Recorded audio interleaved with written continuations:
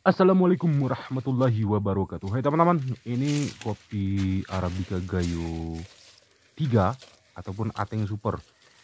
Ini buahnya lebat teman-teman ya, dan sebagian sudah diambil ya, sudah dikutip karena udah matang duluan.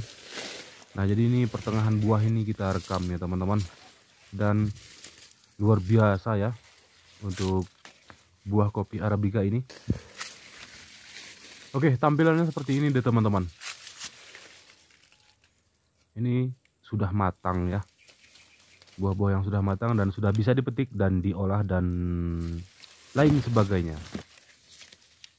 Oke, video ini direkam pada tanggal 13 November 2021 ya.